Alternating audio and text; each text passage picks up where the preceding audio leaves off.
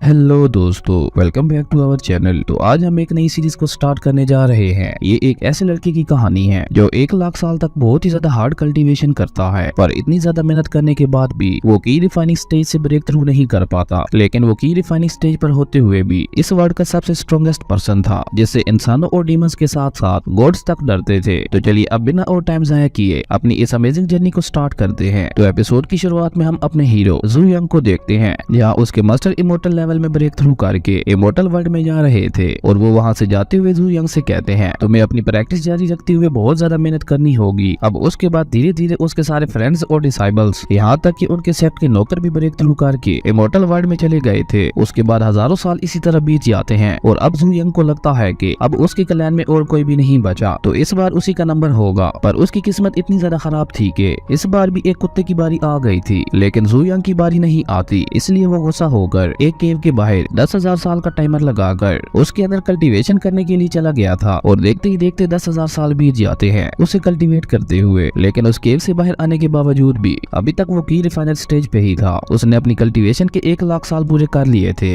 लेकिन फिर भी वो की रिफाइनिंग स्टेज से ब्रेक थ्रू नहीं कर पाया था। उस केव से बाहर आने के बाद जू यंग सोचता है कि मेरे सारे जानने वाले इमोर्टल वर्ल्ड में चले गए हैं और अब तो मेरा क्लैन भी खत्म हो गया होगा, तो अब मुझे आगे क्या करना चाहिए। पर तभी उसको एहसास होता है कि कोई उसके क्लैन के डिसाइबल्स को मारकर उसके क्लैन को डिस्ट्रॉय करने वाला है। वहीं हमें दूसरी तरफ जू यंग के सेक्ट टियालन सेक्ट के एक डिसाइबल को दिखाया जाता है, जिसका नाम लिंग जुई था। और यूशन का एक लड़का जिसका नाम ली योन था, वो लिंग जुई को परेशान कर रहा था और वो उसे धमकी देते हुए कहता है, अगर तुमने मेरे साथ शादी नहीं की तो मैं तुम्हारे पूरे सेक्ट को खत्म कर दूंगा। लेकिन लिंग जुई उसकी बात ना मानते हुए उसके साथ फाइट करने लगती है। लेकिन ली योन यहाँ पे अपनी पूरी तैयारी के साथ आया था। वो अपने एल्डर्स को आगे कर देता है लिंग जुई के साथ फाइट करने के लिए, और लिंग जुई उन एल्डर्स का सामना नहीं कर पा रही थी। ये देखकर वो अपने मन में कहती है, इससे शादी करने से अच्छा है मैं खुद को ही खत्म कर लूं। और ये कहकर वो खुद को खत्म करने ही वाली थी, पर तभी वहाँ पे जू यंग आकर उसे रोक लेता है और वो अपने सिर्फ एक हाथ का ही यूज करके उन सभी एल्डर्स को मार देता है। और ये देखकर ली योन बहुत ही ज्यादा डर गया था। वो डरते हुए अपने मन में कहता है, ये तो जिंदान लेवल पे है, वरना ये इतनी इजीली फाउंडेशन लेवल के लोगों को नहीं मार पाता। और ये सब सोचने के बाद ली योन डरते हुए वहाँ से भागने लगता है। लेकिन तभी जू यंग टेलीपोर्ट होते हुए उसके सामने पहुंचकर उसे भी मार देता है। और जू यंग लास्ट में बचे हुए एक एल्डर से यूशन सेक्ट का ड्रेस लेकर उसे खत्म करने के लिए चला जाता है। और वहाँ पहुंचकर जू यंग अपनी सिर्फ एक लाइटनिंग स्ट्राइक से ही यूशन सेक्ट के डिसाइबल्स को मार देता है। और तभी जू यंग को रोकने के लिए यूशन सेक्ट के एल्डर्स आ जाते हैं, पर वो मिलकर भी जू यंग को नहीं रोक पा रहे थे। ये देखकर उनमें से एक एल्डर अपने मन में सोचता है कि ये लड़का सिर्फ की रिफाइनिंग स्टेज पर है, फिर भी ये लड़का इतना ज्यादा पावरफुल कैसे है। लेकिन तभी जू यंग एक ही झटके में उन सभी एल्डर्स को मार देता है, और यहाँ तक कि वो क्लैन लीडर को भी एक ही हाथ से घुमाकर दूर फेंक देता है। और ये देखकर क्लैन लीडर खुद को बचाने के लिए अपने क्लैन के गॉड एल्डर्स को बुला लेता है, और गॉड एल्डर्स जू यंग को रोकने के लिए एक 7 किल फॉर्मेशन बनाते हैं। ये देखकर जू यंग अपनी सोर्ड को बाहर निकालते हुए उस फॉर्मेशन को एक ही झटके में डिस्ट्रॉय कर देता है। जू यंग की सोर्ड को देखकर गॉड एल्डर्स भी बहुत ज्यादा हैरान हो गए थे, और वो खुद से ही कहते हैं, ये सोर्ड तो बहुत ही ज्यादा पावरफुल और स्पेशल है, जो कि लाखों साल पहले कहीं खो गई थी। तो ये सोर्ड इस लड़के के पास क्या कर रही है, और इस सोर्ड को संभालना किसी आम कल्टीवेटर के लिए इम्पॉसिबल है। और ये लड़का आखिर इस सोर्ड को कैसे संभाल पा रहा है, इसका मतलब है ये लड़का कोई आम कल्टीवेटर नहीं है। और ये कहकर वो गॉड एल्डर अपने सुप्रीम गोल्डन ड्रैगन को बाहर निकाल लेता है, जो कि दिखने में बहुत ही ज्यादा खतरनाक लग रहा था। उस सुप्रीम ड्रैगन को देखकर जू यंग भी गॉड एल्डर से थोड़ा इंप्रेस हो गया था, लेकिन वो सुप्रीम ड्रैगन भी जू यंग को नहीं रोक पाता। और जू यंग अपनी सोर्ड को सिर्फ एक झटका देता है, जिससे उस सुप्रीम ड्रैगन के टुकड़े टुकड़े हो गए थे, और उसी के साथ साथ उस गॉड एल्डर की भी वही मौत हो गई थी। और तभी जू यंग के सेक्ट के बचे हुए डिसाइबल्स वहाँ आ जाते हैं, और वहाँ का नजारा देखकर वो बहुत ही ज्यादा हैरान हो गए थे। और जू यंग उन डिसाइबल से कहता है, आज से लियान 10 सेक्ट की जिम्मेदारी मेरी यानी जू यंग की है। और जू यंग नाम सुनकर उन डिसाइबल्स को पता चल जाता है कि जू यंग उनका एंसेस्टर है। और ये पता चलते ही वो सभी डिसाइबल्स उसके सामने झुकते हुए उसे रिस्पेक्ट देने लगते हैं। उसके बाद जू यंग उन्हें एक स्टोरी रिंग देते हुए यूशन सेक्ट के सारे ट्रायल्स को अपने सेक्ट में लाने के लिए कहता है। वहीं जू यंग के डिसाइबल्स स्टोरी रिंग को देखकर बहुत ही ज्यादा हैरान हो गए थे, क्योंकि आज के जमाने में स्टोरी रिंग बहुत ही ज्यादा मुश्किल से मिलती थी। और अपने सेक्ट में वापस आने के बाद जू यंग सोचते हुए कहता है कि आखिर 10,000 साल में ऐसा क्या हो गया जो मेरा पूरा सेक्ट ही डिस्ट्रॉय हो गया। और वो इस बारे में लिंग जुई से भी पूछता है, पर उसे भी इस बारे में कोई आइडिया नहीं था। और तभी वहाँ पे एक बंदा आता है जो कि बहुत ही ज्यादा पावरफुल था। असल में वो यहाँ पे उनके सेक्ट को डिस्ट्रॉय करने के लिए आया था, और उस आदमी के इरादे जानकर लिंग जुई उसे रोकने के लिए उसके साथ फाइट करती है। पर वो आदमी बहुत ही ज्यादा पावरफुल था, जिसकी वजह से वो लिंग जुई पे भारी पड़ रहा था। ये देखकर जू यंग उसे एक किक मारकर ऊपर हवा में उछालते हुए अपने फायर स्लैश से खत्म कर देता है। और अब हमें पता चलता है कि उस मरे हुए आदमी का नाम ली बाई था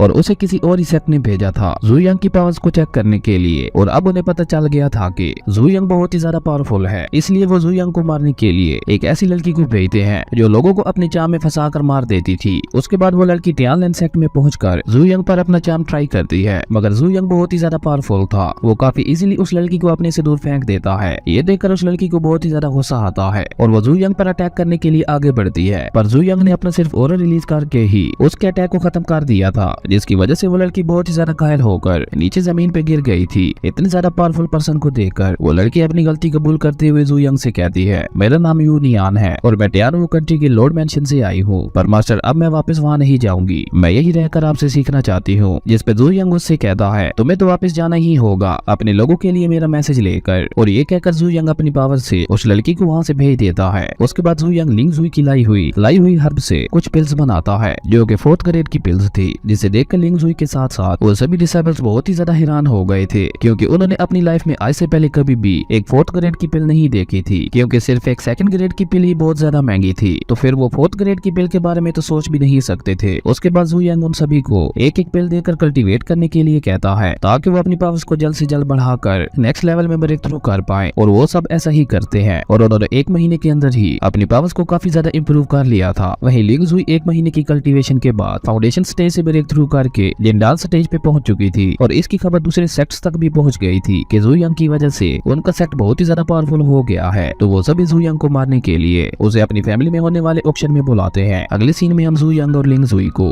ऑक्शन हाउस में देखते हैं, जहाँ वो एक ट्रेजर लेने की कोशिश कर रहे थे, पर तभी वहाँ पे एक अमीर बाप का बेटा आता है और वो उस ट्रेजर की कीमत बढ़ाते हुए खुद खरीद लेता है। ये देखकर जू यंग उसे इग्नोर करते हुए वहाँ से आगे बढ़ जाता है। ये देखकर वो लड़का जू यंग का मजाक उड़ाने लगता है, जिसकी वजह से जू यंग को थोड़ा गुस्सा आ गया था और वो उस लड़के को देखते हुए सिर्फ अपनी थोड़ी सी पावर को रिलीज करता है और जैसे ही जू यंग को उसे हिट होता है वो वही नीचे गिर जाता है। जू यंग की ऐसी पावर्स को देखने के बाद वो लड़का जू यंग से बहुत ही ज्यादा इंप्रेस हो गया था और वो उसे अपना मास्टर मान लेता है। उसके बाद ऑक्शन स्टार्ट हो जाती है और सबसे पहले होस्ट एक बहुत ही कीमती हर्ब को निकालता है जो कि हजारों साल पुरानी थी, जिसे देखकर लिंग जुई उसे खरीदने की कोशिश करती है, पर तभी वही लड़का जिसका नाम फेंग था वो वहाँ आकर उस हर्ब की कीमत बढ़ा देता है। ये देखकर जू यंग एक बहुत ही कीमती पिल को बाहर निकालता है और उस पिल को देखकर वहाँ पे सभी लोग बहुत ही ज्यादा हैरान हो गए थे, क्योंकि वो एक 3rd ग्रेड की पिल थी और जू यंग उस पिल के बदले उस हर्ब को हासिल कर लेता है। और इसके बाद जू यंग इसी तरह उन पिल्स के बदले बहुत सारे ट्रेजर्स खरीदता है और उन ट्रेजर्स में एक ब्लैक कलर का स्टोन भी था और उस स्टोन को देखते हुए लिंग जुई जू यंग से उसके बारे में पूछती है, जिस पे जू यंग उस स्टोन को डिस्ट्रॉय करके उससे एक बीस्ट को बाहर निकालता है और वो लिंग जुई को बताता है कि ये एक एंशिएंट बीस्ट है जो कि हजारों साल पहले ही खत्म हो गए थे। वहीं वो लिटिल बीस्ट लिंग जुई के साथ काफी फ्रेंडली हो गया था और तभी उस ऑक्शन के अब तक के सबसे कीमती ट्रायर को बाहर निकाला जाता है, जो कि एक ट्रायर मैप था जिसे जू यंग ने 2 पिल्स के बदले खरीद लिया था। अगले सीन में हम जू यंग और लिंग जुई को देखते हैं जो वापस अपने सेक्ट में जा रहे थे। तभी लिंग जुई जू यंग से पूछती है, क्या ये मैप वाकई असली है? जिस पे जू यंग उसे बताता है कि ये मैप तो असली है, पर इसमें एक सीक्रेट की मिसिंग है, लेकिन कोई बात नहीं, मुझे सीक्रेट रियल में जाने का रास्ता मालूम है, हम लोग कभी भी वहाँ आ जा सकते हैं। और तभी जू यंग को एहसास हो जाता है कि कोई उनका पीछा कर रहा है, तो वो उसे बाहर आने के लिए कहता है और वो आदमी कोई और नहीं बल्कि फेंग ही था, जो कि सीधा आके जू यंग के पैरों में गिरते हुए उससे पूछता है कि क्या आप मेरे मास्टर बनोगे? पहले तो जू यंग इसके लिए मना कर देता है, पर उसे फेंग के अंदर एक पोटेंशियल नजर आ रही थी, इसलिए वो उसे एक टास्क देते हुए कहता है, अगर तुमने पीछे वाले 3 आदमियों को हरा दिया तो मैं तुम्हें अपना डिसाइबल बना लूंगा। अपने मास्टर की बात मानते हुए फेंग उन तीनों से फाइट करने लगता है और वो काफी अग्रेसिवली उन पे अटैक्स करने लगता है, लेकिन तभी उसे एक स्नेक ने काट लिया था, जिससे वो घायल होकर वहीं नीचे गिर गया था। ये देखकर लिंग जुई सोचती है कि वो फेंग की मदद करने के लिए जाए, पर जू यंग उसे रोकते हुए कहता है कि ये फाइट फेंग की है और उसे ही संभालने दो। वहीं फेंग ने भी खुद को संभाल लिया था, पर स्नेक के काटने की वजह से वो काफी ज्यादा इंजर्ड हो गया था। ये देखकर जू यंग खुद उसकी हेल्प करने के लिए आगे आता है और वो एक ही स्लैप में फेंग की बॉडी से सारा पॉइजन बाहर निकाल देता है और वो पॉइजन जाकर उस 3rd पर्सन के फेस पे गिरता है, जिससे वो वहीं तड़पने लगता है। वहीं फेंग अपने मास्टर को अपने पास देखकर बहुत ही ज्यादा खुश हो गया था कि उसे उसके मास्टर मिल गए। अगले सीन में हम फेंग को देखते हैं जो उस सीक्रेट रियलम की को देखते हुए जू यंग से पूछता है कि क्या हम वाकई इस की के बगैर भी वहां जा सकते हैं? जिस पे जू यंग उन्हें बताता है कि वो सीक्रेट रियलम मेरे ही एक डिसेबल ने बनाया था, इसलिए मैं जब चाहूँ वहाँ आ जा सकता हूँ। अपने मास्टर की ये बात सुनकर फेंग बहुत ही ज्यादा एक्साइटेड हो गया था। उसके बाद जू यंग लिंग जुई को एक कल्टीवेशन बुक देता है प्रैक्टिस करने के लिए और ये देखकर फेंग लिंग जुई से बहुत ही ज्यादा जेलस हो गया था। अगले सीन में फेंग और लिंग जुई की एक फ्रेंडली फाइट होती है, जहाँ हम देखते हैं कि लिंग जुई बहुत ही ज्यादा पावरफुल हो गई है। उसने फेंग के स्पीयर को तोड़कर उसे हरा दिया था और ये देकर जू यंग फेंग को एक एंशिएंट स्पीयर देता है, जिसे पाकर फेंग बहुत ही ज्यादा खुश हो गया था। उसके बाद वो सभी सीक्रेट रियल में जाने के लिए निकल गए थे, जहाँ पे ऑलरेडी काफी सारे लोग आए हुए थे, जहाँ सभी लोग जू यंग का मजाक उड़ाने लगते हैं, क्योंकि जू यंग की रिफाइनिंग स्टेज का कल्टीवेटर था, इसलिए वो उड़ नहीं सकता था। और सभी लोग इसी बात पे उसका मजाक उड़ा रहे थे कि जब तुम उड़ ही नहीं सकते तो तुम सीक्रेट रियल में कैसे जाओगे। और लोगों की ये बातें सुनकर फेंग और लिंग जुई बहुत ही ज्यादा गुस्सा हो गए थे, पर जू यंग उन दोनों को शांत करते हुए उन लोगों से कहता है कि क्या हो गया, अगर मैं उड़ नहीं सकता तो, पर मैं जंप तो कर ही सकता हूँ। और ये कहकर जू यंग उन दोनों को पकड़ते हुए एक बहुत ही बड़ा जंप करके सीक्रेट रियल में पहुंच जाता है। और ये देखकर वहाँ पे खड़े सभी लोग बहुत ही ज्यादा शॉक हो गए थे। वहीं लिंग जुई वहाँ पे मौजूद ट्रेजर्स को देखकर बहुत ही ज्यादा खुश हो गई थी, लेकिन तभी दो लोग उनका रास्ता रोक लेते हैं, लेकिन लिंग जुई उनके साथ फाइट करते हुए उन्हें बहुत ही आसानी से हरा देती है। वहीं जू यंग को पता चल गया था कि इसके पीछे कौन है, और जू यंग उसे बाहर आने के लिए कहता है, जो कि और कोई नहीं यूनियन ही थी। और यूनियन उन्हें सफाई देते हुए कहती है कि ये ट्रैप उन लोगों के लिए नहीं था, बल्कि वो तो यहाँ पे स्नो लोटस को लेने के लिए आई थी, जिसकी रक्षा एक बीस्ट कर रहा है, जो कि बहुत ही ज्यादा स्ट्रॉन्ग है। यूनियन की ये बात सुनकर जू यंग उसे वहाँ का रास्ता दिखाने के लिए कहता है, जिसके बाद वो सभी उसी तरफ निकल जाते हैं, जहाँ पे जू यंग को एक बीस्ट दिखाई देता है, जो कि वाकई बहुत ज्यादा खतरनाक लग रहा था, जो कि कल्टीवेटर्स के ब्लड को सक करके अपनी कल्टीवेशन बढ़ा रहा था। ये देखकर जू यंग लिंग जुई से कहता है, ध्यान से मेरी सोर्ड को देखना, इससे तुम अपनी सोर्ड स्किल को बढ़ा सकती हो। और ये कहकर जू यंग अपनी सोर्ड को एक झटका देता है, जिससे वो बीस्ट वहीं खत्म हो जाता है। और ये देखकर यूनियन जू यंग से बहुत ही ज्यादा इंप्रेस हो गई थी, क्योंकि उसका सोर्ड स्लैश इतना ज्यादा फास्ट था कि उसे वो ठीक से देखा भी नहीं था। और उस बीस्ट के मरते ही उसकी डीमन कोर जू यंग के हाथ में आ गई थी, और जू यंग वो कोर जो कि एक पिल की तरह थी, वो उसे लिंग जुई को खाने के लिए दे देता है, जिसे लिंग जुई भी बिना सोचे समझे खा लेती है। और लिंग जुई की वो पिल खाते ही जू यंग उसकी बॉडी में अपनी एनर्जी ट्रांसफर करता है, जिसकी वजह से अब लिंग जुई की पूरी बॉडी प्योर हो गई थी। और उसी के साथ साथ उसने नेक्स्ट लेवल में भी ब्रेक थ्रू कर लिया था। ये देखकर यूनियन जू यंग से बहुत ही ज्यादा इंप्रेस हो गई थी, और वो उससे रिक्वेस्ट करते हुए कहती है कि मास्टर प्लीज मुझे भी अपना डिसेबल बना ले,